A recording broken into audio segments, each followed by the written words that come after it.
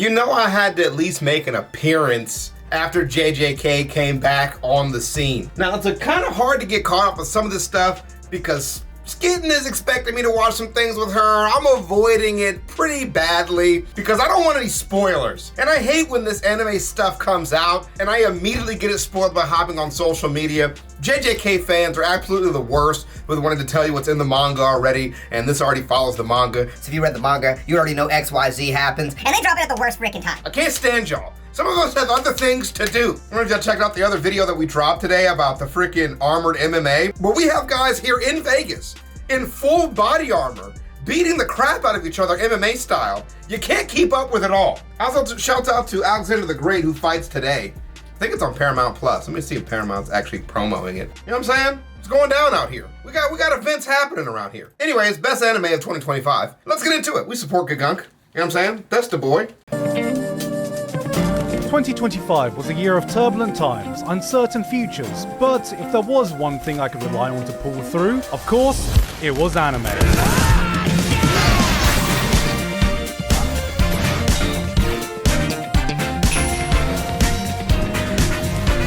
If there was any doubt over anime's position in the world, 2025 has undoubtedly proven it is not just popular, but there are titles that can achieve full-blown mainstream success. Demon Slayer became not only the highest-grossing anime movie of all time, but broke into the top 10 grossing movies of the year, beating out such IPs as How to Train Your Dragon and frickin' Superman. This movie was an absolute spectacle that delivered the Demon Slayer... To be fair, the frickin' Superman fans are not doing well right now. Experience I expected, but damn did it feel long. I think about an hour in, I left to go pee, managed to find time to finish my college degree, got a job, started a family, came back, and I think we were about halfway through the Yakuza flashback. But they weren't the only one in the headlines, because One Punch Man fans ate this year.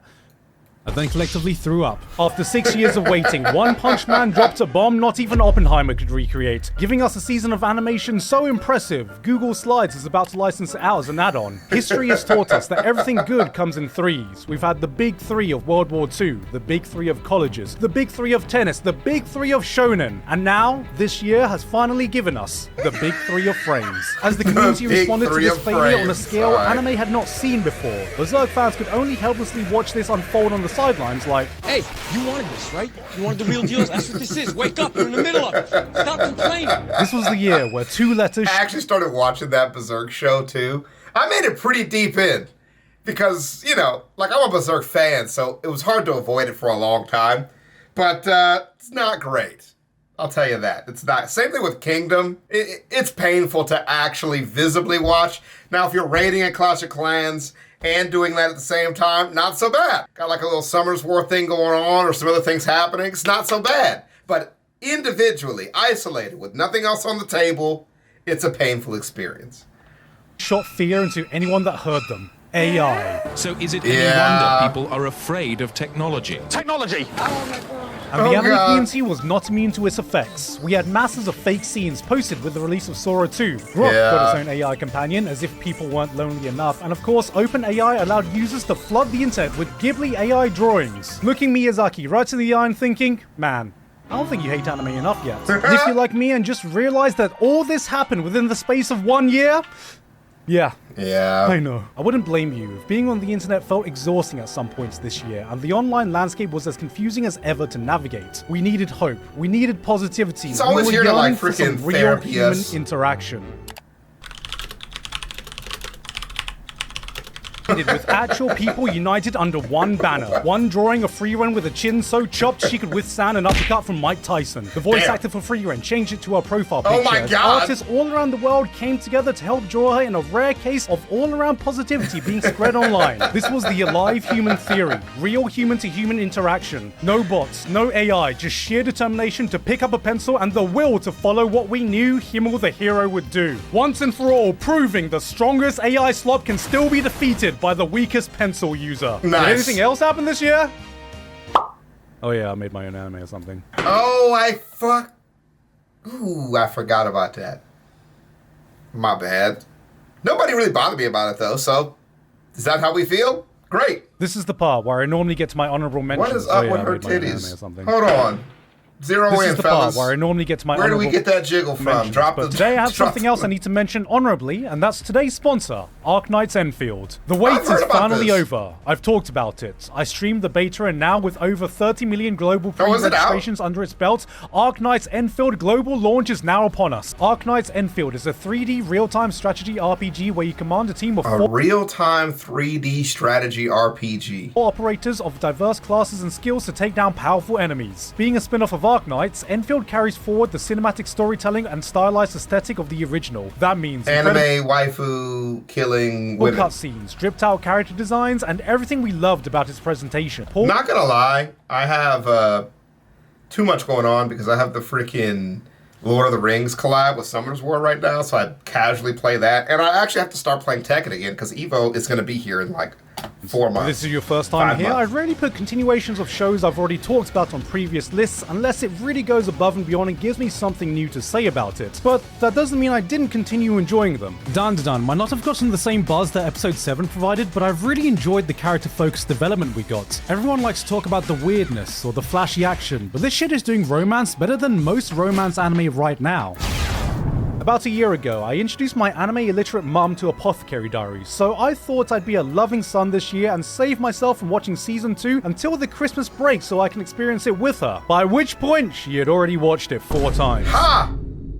She still doesn't even know its name. She just calls it Mau Mau. City, the animation, really did not lie about its name, being in my top 3 of best animated shows of the year that was so close to making the list, but just didn't quite meet the same level of unhinged, gut-busting laughter Nichijou gave me. Now if we're talking... I always appreciate that. Like, I watch probably just as much anime as this guy, but he likes it for completely different reasons than I do.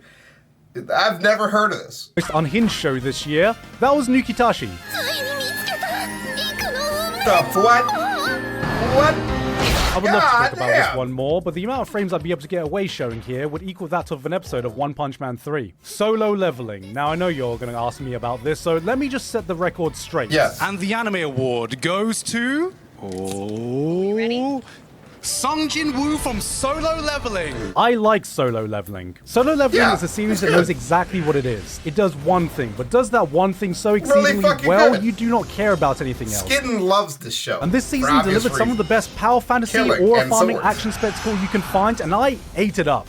But that doesn't also mean I think it's the best anime, or has the best main character. To me, this is not a 3-star Michelin dish, it is a McDonald's chicken nugget, but the best fucking nugget you've tasted in your life. McDonald's And who wants to live chicken in a world nugget without... in Vegas is a very disparaging comment. Let me put it that way. That is not a compliment in Vegas. nugs.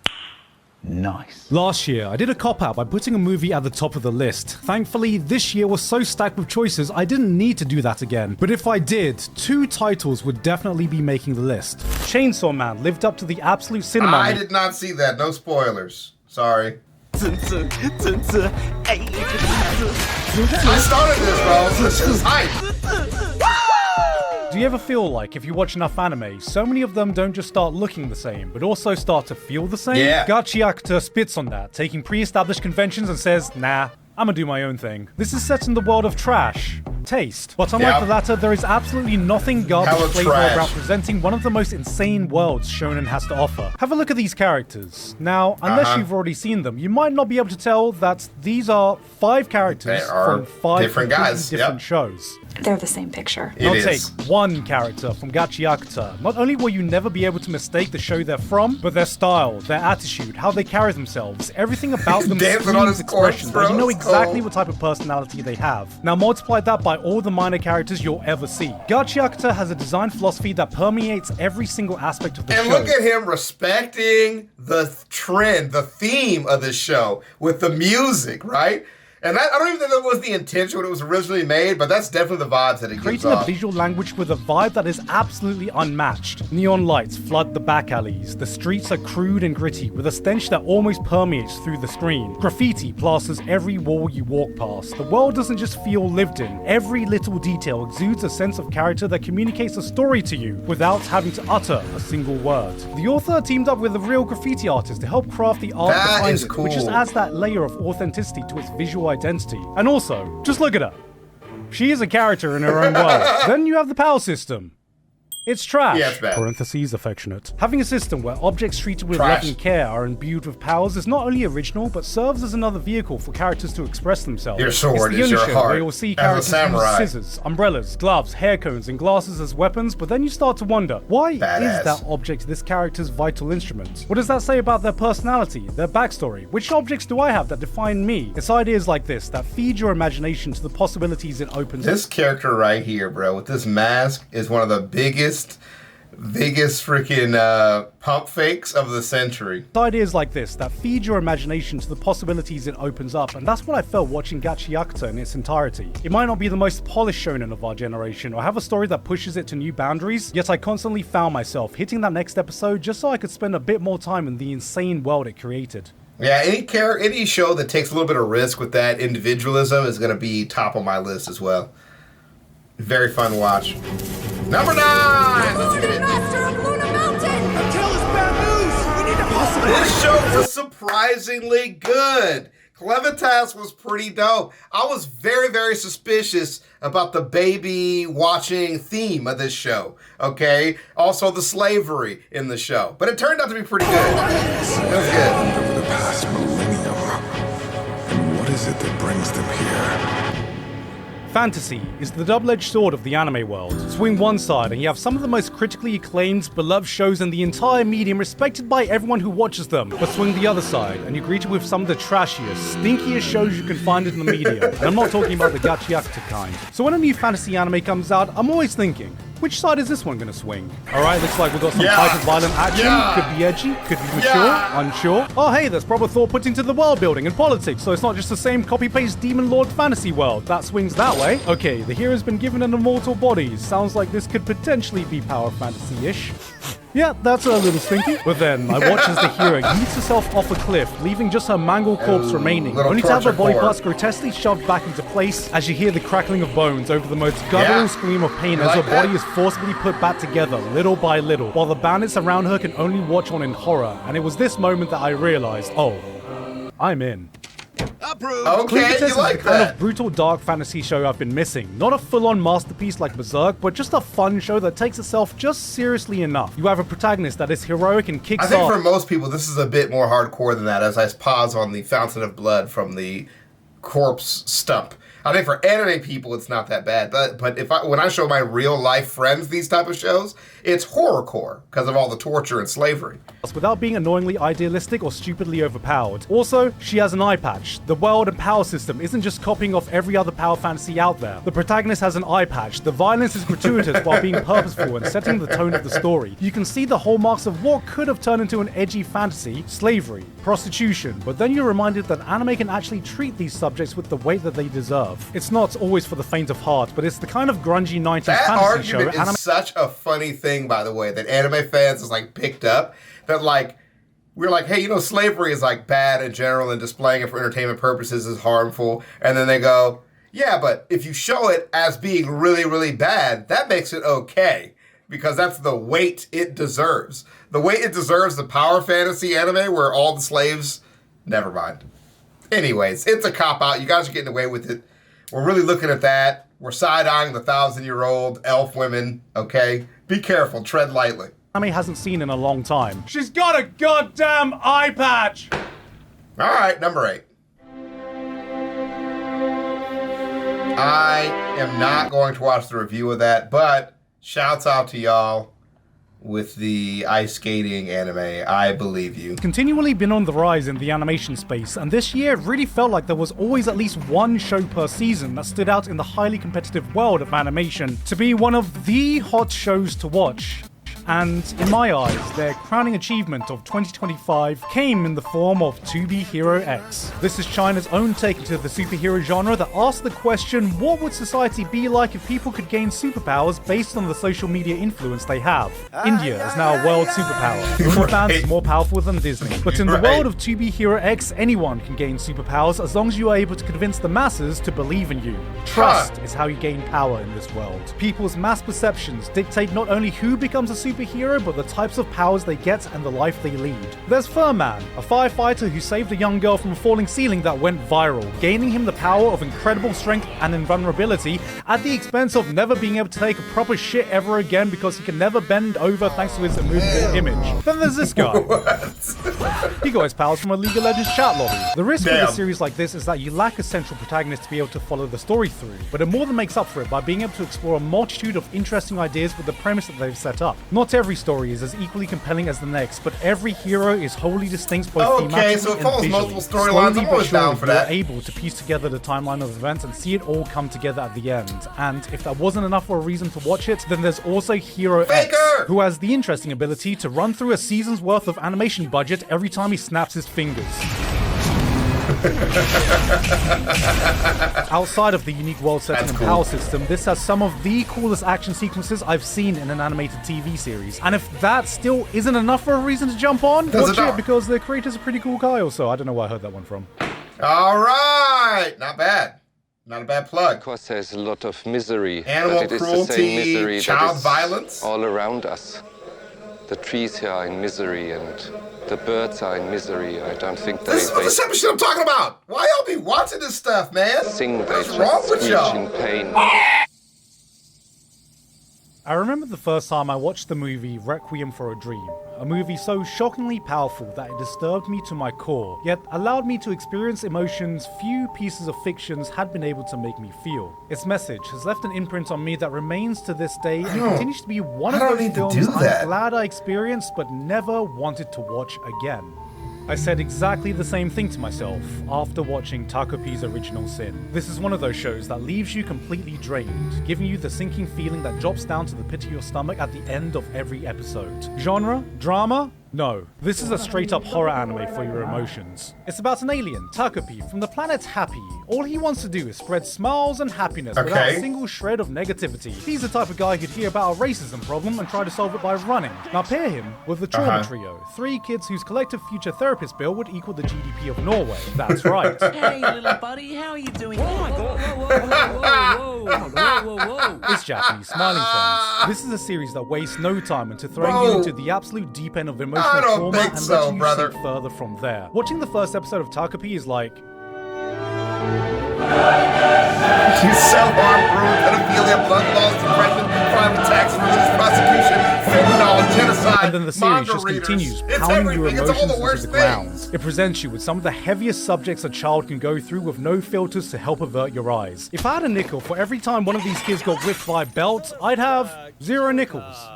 Because their parents used a fist. Everyone is an asshole. Everyone is the worst kind of human they can possibly be. Then when you're shown that faint ray of sunlight at the end of the tunnel, your first instinct is to think, oh no. But that's not to say there is no point to all of this suffering. For how despicable some of these actions you witness are, it constantly reminds you that the biggest villains are the parents who failed them. Parental neglect, physical abuse, and worst of all, a law-accurate Asian mom. Damn. Each kid is a product of their own toxic environment, and for how suffocatingly pessimistic this show can be, it never devolves into being downright cynical. It's an important reminder of how trauma can be passed on, how the worst environments can shape the worst people, and no matter how hard life can be, nothing is more suffocating than having to deal with it alone. All right, well, thank you for that. I really Jesus Christ, guy. Wait, is that how he goes? I know it's our job to help this guy and everything, but I think this guy's a lost cause. He's obviously made his mind. Why don't we just cut our losses and get out of here? Jesus Lord. Number 4. Settle up! 2026 is now officially the year of the horse, but unfortunately, Uma Musume didn't get that memo because, like your typical gacha gamer, it came a bit early. The soundtrack is sick. This was the year the internet collectively fell into the Uma Musume rabbit hole, and Cinderella Grey embodies every damn reason of why this franchise became a global phenomenon. This was the highest intensity, no bullshit, all-action sports anime to come out in 2025, delivering that level of jump-out-you-seat hype in every single episode you put on. You are given little room to breathe, going from one race to the next, every match injecting that burst of adrenaline your body starts to crave. If you were living under a rock last year, yes, there is a gacha game of the same IP, yes, this is anthropomorphized horse girls running against against each other Correct. based on real historic races in Correct. Japan, which I've already talked about when I covered the show last month. But you don't need to know any of that to enjoy the spectacle it delivers. But it would make it fun. That rush as you witness that last eruption is as addictive as any drug. You hear the roar of the crowd as the commentator eggs them on, as you watch athletes digging deeper than they ever have before. Suddenly, this junky-ass anime girl run becomes the most hype thing you've ever seen, as you shout out, "God, this is what peak performance looks like!" And then the race is over. You calm down, switch on the next episode, and experience it all again. Wait, that last paragraph sounded familiar. Was that ChatGPT? No, in fact, it was GigGPT, because I just copied it from myself. Nice. I've already said everything I have to say about it in that video, so you know what? I'll just let ChatGPT rewrite my own work to tell you again, in the style of Gigac. That moment when the final eruption hits, your monkey brain just activates. The crowd is screaming. The commentator is absolutely losing it. The athletes are pushing past every physical limit known to mankind. And suddenly, this janky, low FPS anime girl run has your full, undivided soul. You're sitting there like, why am I this invested? As you stand up yelling, God, this is peak human performance at your screen like you've just witnessed the second coming, but is sponsored by questionable animation shortcuts, and then it ends. You blink. You remember you're an adult. You sigh, click the next episode, and willingly let it happen to you all over again, because anime has once again tricked you into feeling emotions through sheer bullshit and spectacle. What the fuck does ChatGPT think I sound like? I have no idea who that is. You can go watch my actual video if you want to hear everything I have to say about it better than Geek. I've had a friend that tried for days and and days and days in a row to try to get me to freaking download that video game. Wait, number 3. Barn, The Boundaries of Adulthood. This was a new anime made by a fairly new creator in the industry.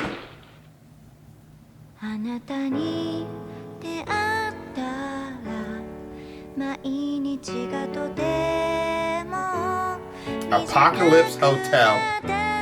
Attention spans are fucked. Memes are incomprehensible. I can't be the only one who feels like every day I see something that makes me lose IQ until my last don't. I have curated my For You page to be impenetrable. remaining brain cells are stuck there on life support, carrying the last bit of sentient thought I have. Joe, This year, man. there was no show that healed my soul more than watching Apocalypse Hotel. In an era of brain rot, this one gave me pure brain ripe. Apocalypse Hotel is a different kind of slice of life. It has all the hallmarks that make up the genre. A quieter, subdued approach to storytelling, charming characters, a whimsical, bright air that complements its calming atmosphere. And then you keep watching. Damn.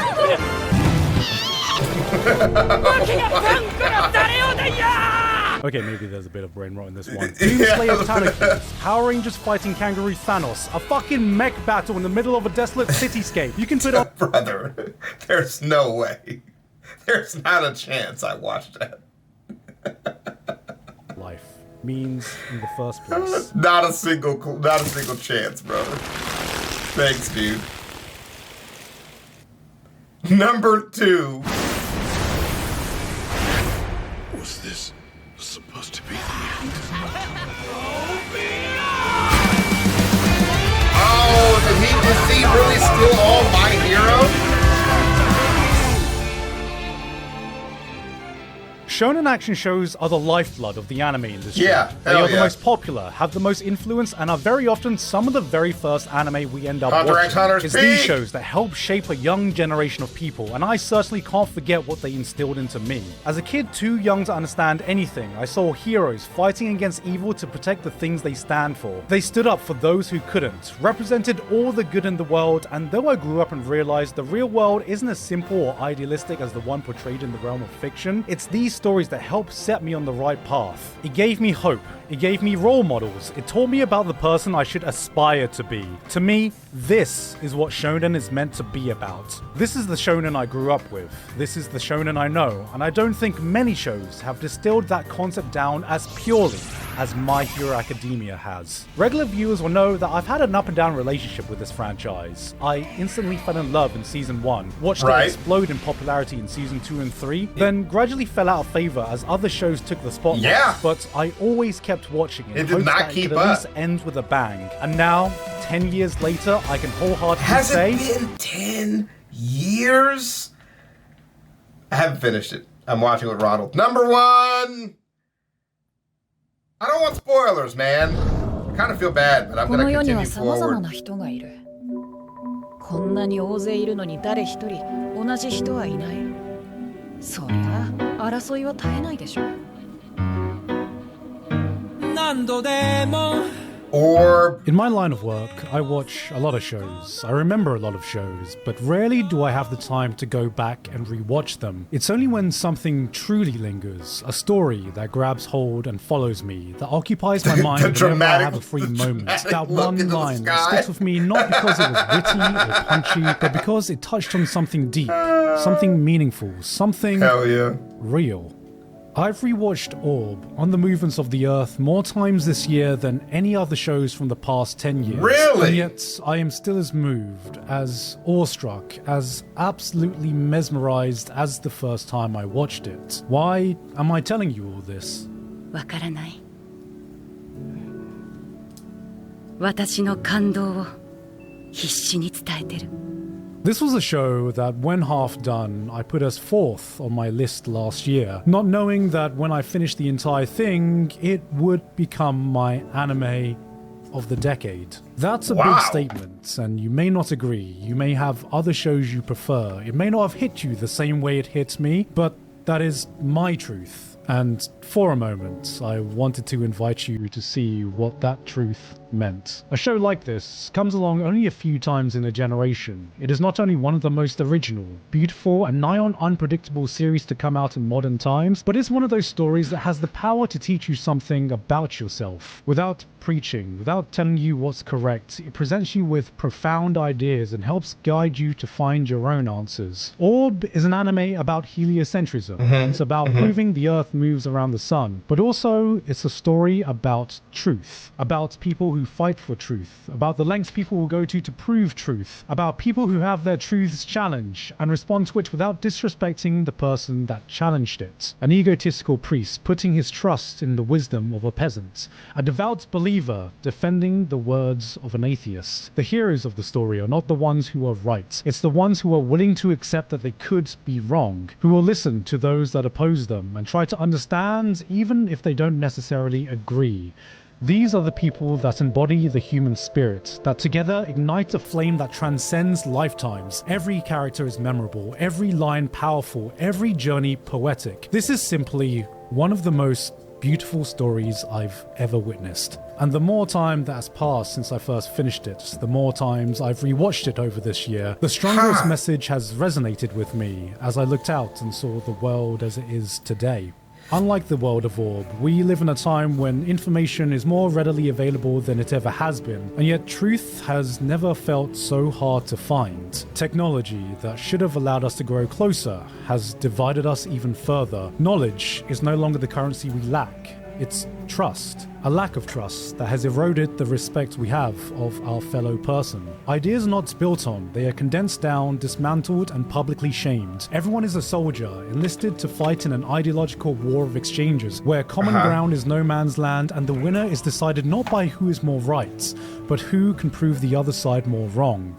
How does anyone navigate the landscape we are currently in? And I think that's why I was just so constantly drawn back to this series. A story like this is the reminder I needed that the world doesn't have to work like this. That progress is made through collaboration, not dissociation. That, disagree or not, we are still in this together, in an era that will be shaped by our collective hands. Whether any of us have the right answer or not, it's thanks to this show that I remembered, as long as you can continue to question whether you are right. 不正解は無意味を意味しない。何かを知るということだ。指導説を信仰してる。このためにわざわざ生まれてきた。きっと迷いの中に倫理がある。筆教。それは知性だ。You won't find the wrong answer. All right, listen. I think anime is useful for a lot of things. I think it's great for a lot. I think if it makes you introspective, that's actually a really good thing. So I don't want to take it too far off track, but this is driving directly into my wheelhouse. Thoughts and feelings, how you explain yourself, how you explain ideas, how you connect with people that you disagree with. Unfortunately, I get where he's coming from. The general idea, though, when you're like, back in the day, XYZ happened, And that reminds me that in today's world, XYZ can also happen. When you objectively look at, A, what the anime is doing and saying, right? He's acknowledging they didn't know the truth then, main character and actually everybody fighting against the common truths, we know now are right. But you have to remember that back in history, people didn't know if they were right or not. So they are the ones pushing the boundaries, eroding social order. Regardless of their motivations, they are still being like annoying dickheads about it. That's just kind of how it is. They're spouting other theories that people like don't want to hear, and they're causing a rumbling. And that's where truth lies, in that uncomfortable place of change and difference. Argumentation is kind of part of that process because you have to challenge people's ideas. There is not like a everybody gets along version of history, right? That just doesn't exist. There is not like a everybody gets along version of history, right? That just doesn't exist. Because if my idea is different than yours, we will have a discourse about it that's not always going to be a friendly one. And that's just where passions lie, because I don't just have facts in the now, I have facts that lead to conclusions, that lead to foundations. So some things to change for me would have to shift my foundation, and people don't do that willingly. Into it, I'm moving on from this. I just think, embrace the fight, guys. You know what I'm saying? Tough it out. Get a good group, a personal group that supports and loves you and can uplift you. I think those things are definitely important. Places to relax, places to chill, places to feel safe are definitely important. Really, the goal is just to outlast the stress. That's what we're here for. So I'll see you guys in the next one. Peace.